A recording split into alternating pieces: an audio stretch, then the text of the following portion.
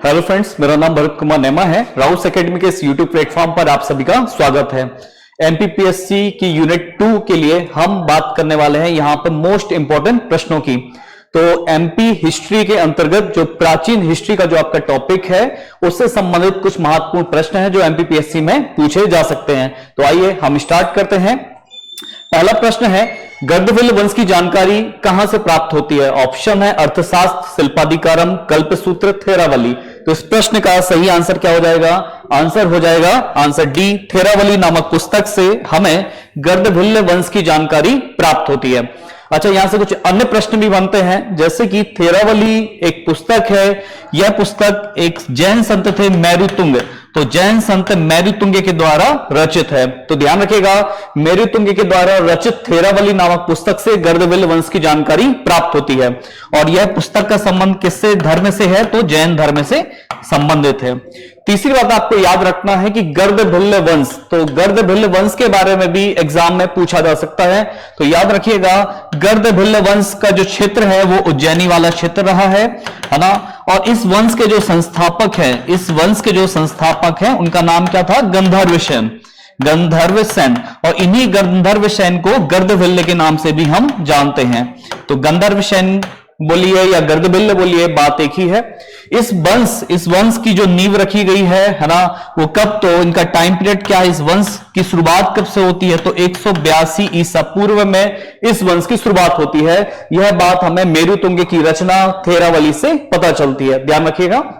और इस वंश में टोटल कितने शासक हुए हैं? तो कुल 7 शासक हुए हैं, और जिन्होंने लगभग 153 वर्षों तक है ना शासन किया है। इससे आपको याद रखना है। चलिए आगे कुछ अन्य चीजों पर बात करते हैं, जैसे अर्थशास्त्र ऑप्शन दिया गया था। तो अर्थशास्त्र चाणक्य की रचना है। चाणक्य बोलिए, विष्णुगुप्त बोलिए, कौटिल्य बोलिए, मौर्यकालीन थे, है ना, और उनकी रचना है, चाणक्य की रचना है अर्थशास्त्र। शिल्पाधिकारम की यदि हम बात करते हैं तो यह भी एक बड़ा महत्वपूर्ण जैन ग्रंथ है और इलांगो के द्वारा रचित है। तो इसे भी आपको याद रखना है, पूछा जा सकता है। और कल्पसूत्र है ना, यह भी एक जैन ग्रंथ है जिसके रचनाकार कौन है? भद्रबाहु है। तो भद्रबाहु के द्वारा है ना रचा गया है, एक ग्रंथ है, महत्वपूर्ण ग्रंथ है। महावीर स्वामी के बारे में हमें पता चलता है कल्पसूत्र से। ठीक है, आइए आगे बढ़ करते हैं। अगला प्रश्न है, गर्दभिल्ल को किस अन्य नाम से भी जाना जाता है? जो शासक गर्दभिल्ल हैं उन्हें किस दूसरे नाम से भी हम जानते हैं? ऑप्शन है राजराज, पुलकेशन, कृष्ण प्रथम, महेंद्रादित्य। तो इस प्रश्न का सही आंसर क्या हो जाएगा? सही आंसर होगा आंसर डी, महेंद्रादित्य भी कहा जाता है शासक गर्दभिल्ल के लिए। ठीक है, और चूंकि जैसा कि हमने बात करी है कि गर्दभिल्ल जो है इनकी जानकारी हमें कई सारे ग्रंथों से मिलती है, जिसमें एक ग्रंथ है मेरुतुंग के द्वारा रचित थेरावली। और ध्यान रखिएगा, मैंने बताया जैसा कि 182 ईसा पूर्व में उज्जैन में गर्दभिल्ल वंश की शुरुआत होती है, और लगभग कुल 7 शासक इस वंश में हमें देखने को मिलते हैं। और टोटल 153 वर्षों तक है ना इन शासकों के द्वारा राज किया गया है ना।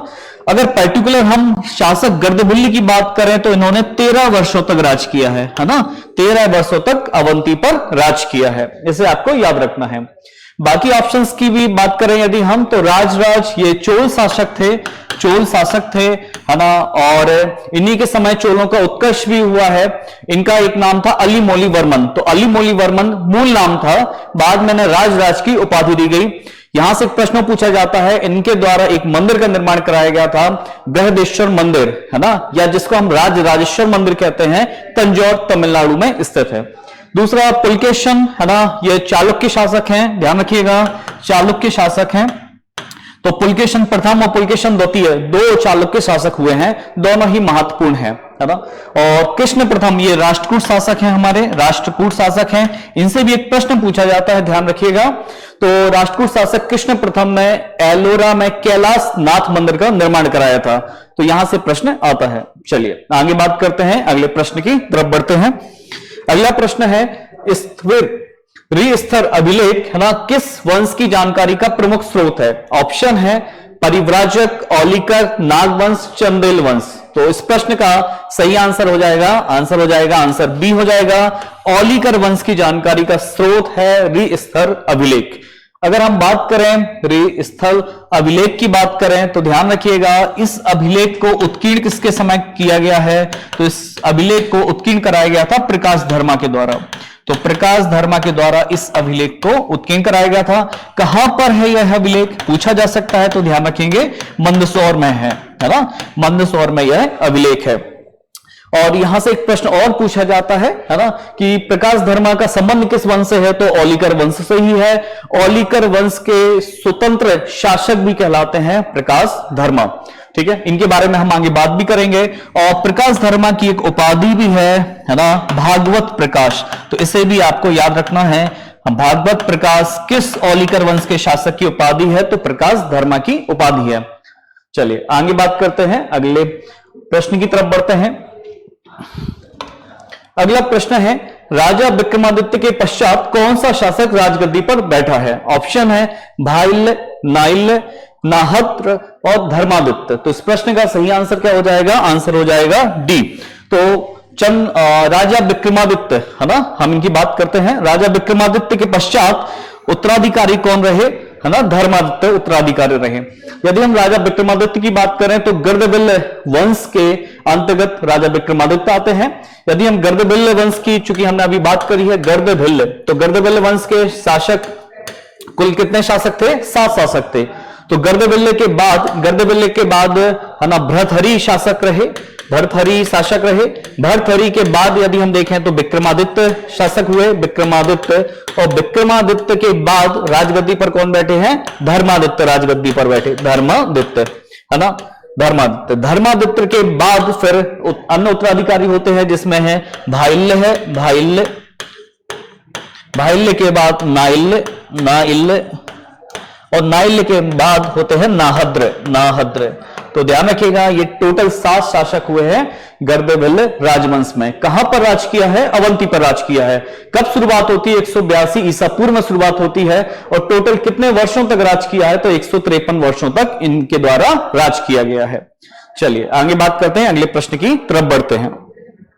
अगला प्रश्न है, सही मिलान नहीं है ना, वरुरुचि, पत्र कौमुदी है ना, छपड़क, नानार्थ कोश, धन्वंतरी, विद्या चिंतामणि, घट खरपर, समाज संहिता। तो ये विक्रमादित्य के दरबार के 9 रत्नों में शामिल है ना विद्वान है, और उनके द्वारा रचित पुस्तकों के बारे में यहां से प्रश्न पूछा गया है। तो क्या सही नहीं है? तो इस प्रश्न का सही आंसर हो जाएगा आंसर डी, खट खरपर है ना, ये कवि थे। और यहां पे समाज संहिता लिखी है, तो ये एकदम गलत है। समाज संहिता जो पुस्तक है ना, इसके पुस्तक के लेखक हैं वराह मिहिर। तो ध्यान रखिएगा समाज संहिता पुस्तक के लेखक कौन है? वराह मिहिर है ना, वराह मिहिर। और वराह मिहिर के बारे में कई सारे प्रश्न पूछे जाते हैं। तो विक्रमादित्य के दरबार के 9 रत्नों में से ये एक थे, खगोल विद थे। और कई सारी पुस्तकें खगोल विद्या, नक्षत्र है ना से पर बेस्ड इनके द्वारा लिखी गई हैं। तो समाज संहिता इनकी एक पुस्तक है। बाकी एक पुस्तक का ध्यान रखिएगा, लघु जातक एक इनकी महत्वपूर्ण पुस्तक है। एक पुस्तक है बृहद जातक, बृहद जातक। और एक और महत्वपूर्ण पुस्तक आपको याद रखना है, एग्जाम में पूछी जाती है ना, पंच सिद्धांतिका।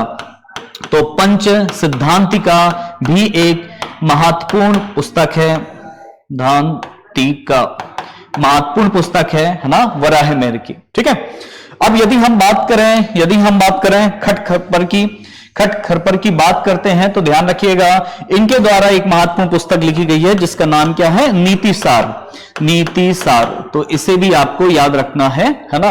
और खट खरपर कौन थे है ना, तो विक्रमादित्य के दरबार के एक कवि माने जाते हैं। चलिए अन्य चीजों की बात करें तो वरुरुचि है ना, वरुरुचि बिल्कुल पत्र कौमुदी नामक पुस्तक लिखी है, व्याकरणाचार्य थे है ना।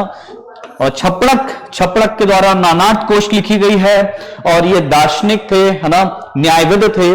और धन्वंतरी है ना, विद्या चिंतामणि नाम की पुस्तक लिखी गई है, एक महान चिकित्सक माने गए हैं ये। चलिए आगे बात करते हैं, अगले प्रश्न की तरफ बढ़ते हैं। अगला प्रश्न है, नागवंश का प्रारंभ सर्वप्रथम कहां से हुआ है? ऑप्शन है ग्वालियर, विदिशा, मंदसौर, त्रिपुरी। तो इस प्रश्न का सही आंसर क्या हो जाएगा?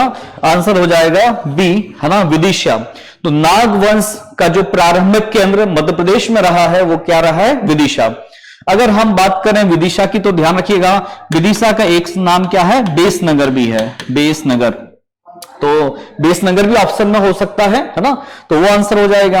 अब यदि हम नागवंश की बात करें है ना, तो विदिशा में नागवंश की शुरुआत होती है और जो प्रथम शासक का नाम मिलता है उनका नाम क्या है, वृषनाग। तो ध्यान रखिएगा, विदिशा की नागवंश की शासका के फाउंडर संस्थापक कौन है, वृषनाग है। अच्छा, इनसे एक प्रश्न पूछा जाता है कि वृषनाग के सिक्के कहां से मिलते हैं, कॉइन्स कहां से मिले हैं, तो भी आपका आंसर क्या आ जाएगा, विदिशा आ जाएगा। तो वृषनाग के बाद फिर भीमनाग बैठते हैं, भीमनाग बैठते हैं है ना, और फिर ऐसे करते करते कुछ और शासक बैठते हैं और अंत में होते हैं गणपति नाग, गणपति नाग। तो याद रखिएगा गणपति नाग है ना। तो प्रारंभिक शासक कौन है, वृषनाग, फिर भीमनाग और अंतिम राजा कौन रहते हैं, गणपति नाग। बाद में गणपति नाग को है ना समुद्रगुप्त के द्वारा पराजित कर दिया जाता है और उनके क्षेत्र को है ना गुप्त शासक समुद्रगुप्त अपने क्षेत्र में मिला लेते हैं। इस पर हम आगे बात भी करेंगे। आइए अगले प्रश्न की तरफ बढ़ते हैं। अगला प्रश्न है, निम्नलिखित में से किस शासक ने नागवंश की राजधानी को विदिशा से पद्मावती स्थानांतरित किया। महत्वपूर्ण प्रश्न है, पूछा जा सकता है। ऑप्शन है भीमनाग, स्कंदनाग, बृहस्पति नाग, गणपति नाग। तो प्रश्न का सही आंसर क्या हो जाएगा, आंसर हो जाएगा आंसर ए भीमनाग। तो भीमनाग के द्वारा नागों की राजधानी को विदिशा से है ना पद्मावती स्थानांतरित किया गया। तो जैसा कि हमने अभी बात करी है कि शुरुआत नागवंश की होती है विदिशा से और संस्थापक होते हैं वृषनाग।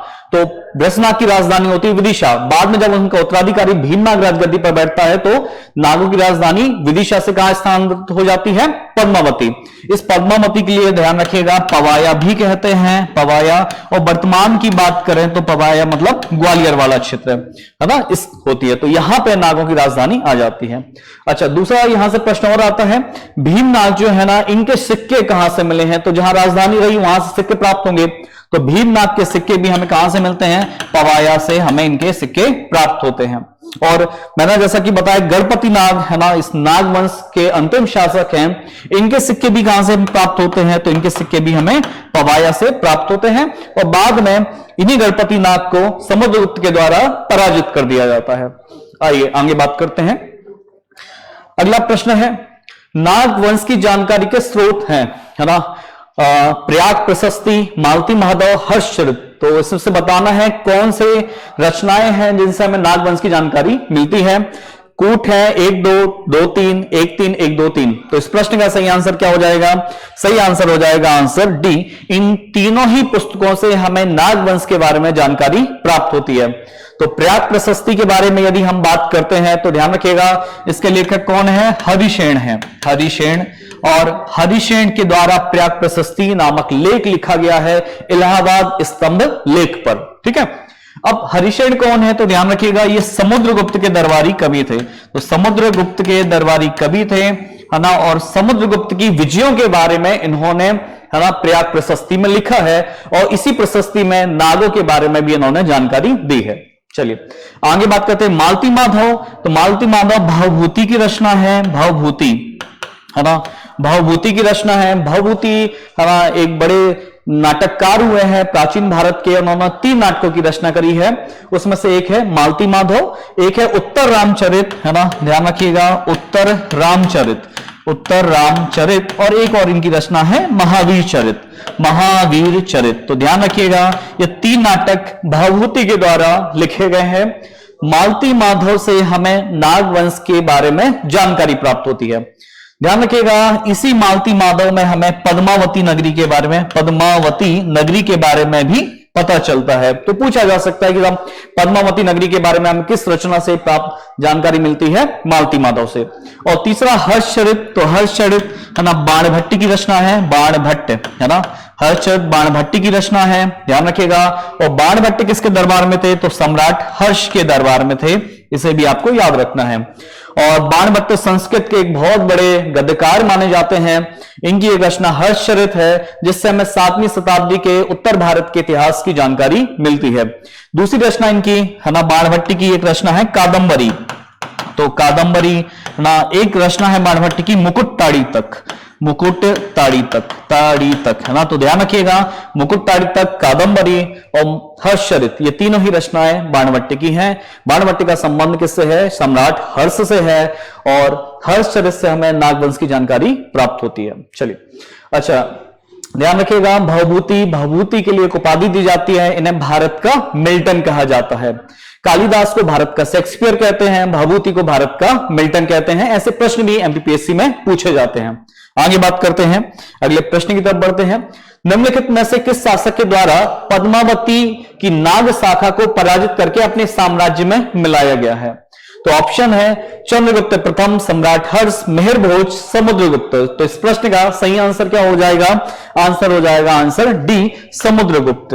तो समुद्रगुप्त है ना, जिन्हें भारत का नेपोलियन कहते हैं। तो यहां से प्रश्न पूछा जा सकता है कि भारत का नेपोलियन समुद्रगुप्त को किसने कहा है? तो ध्यान रखिएगा, है ना, V.A. स्मिथ के द्वारा समुद्रगुप्त को भारत का नेपोलियन कहा गया है।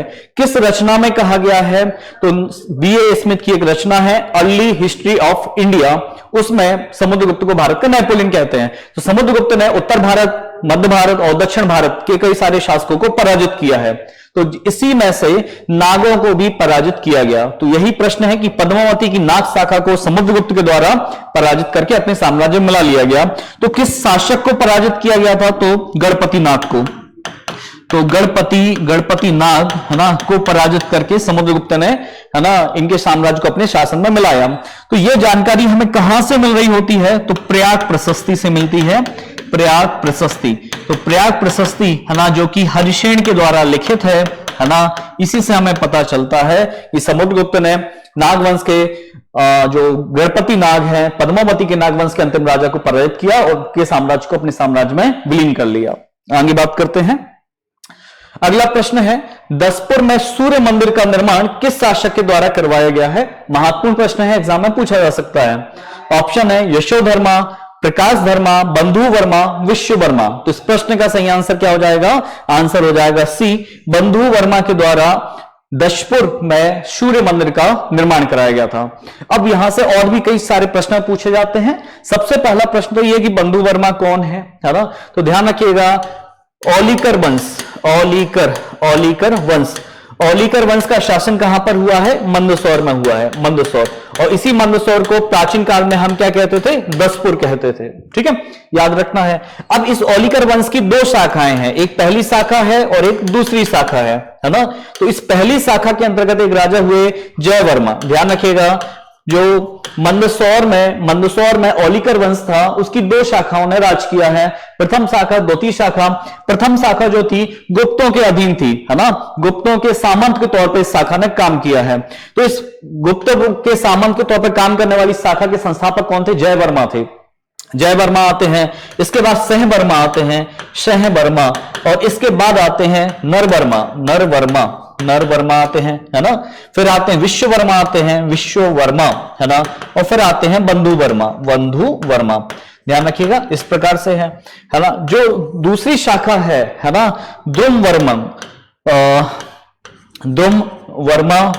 द्रुम वर्मा, है ना। और ऐसे कर करके, है ना, प्रकाश वर्मा, यशो वर्मा नाम के शासक ऐसा बैठते हैं। अब ये जो प्रश्न है सूर्य मंदिर का निर्माण, तो दसपुर मतलब है ना आपका मंदसौर, और यहां से सूर्य मंदिर का निर्माण एक बंधु वर्मा के द्वारा कराया जाता है, जो औलिकर वंश के शासक थे। अब ध्यान रखिएगा, बंधु वर्मा, ये जो जानकारी हमें एक अभिलेख से मिल रही है, इसको हम कहते हैं दसपुर अभिलेख। तो दसपुर अभिलेख से हमें जानकारी मिलती है कि बंधु वर्मा के द्वारा लाट प्रदेश का मतलब होता है दक्षिणी गुजरात। तो लाट प्रदेश से जो बुनकर की श्रेणियां, है ना, मंदसौर वाले क्षेत्र में आती हैं, उनको बंधु वर्मा के द्वारा दान किया जाता है ना। और बाद में बुनकरों की श्रेणियों के द्वारा दसपुर में सूर्य मंदिर का निर्माण कराया जाता है।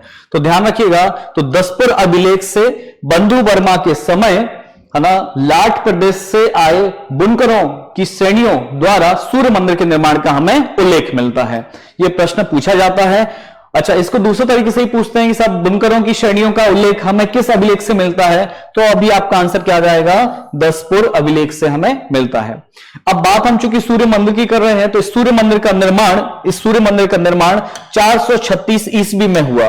ध्यान रखिएगा, इस सूर्य मंदिर का निर्माण कब हुआ, 436 ईस्वी में हुआ है, और बाद में इसका फिर जीर्णोद्धार कराया गया है ना, तो जीर्णोद्धार कराया गया है 472 ईस्वी में। तो ये प्रश्न भी आपसे पूछा जा सकता है, कहां पर है, ये मंदसौर में है। ठीक है, चलिए।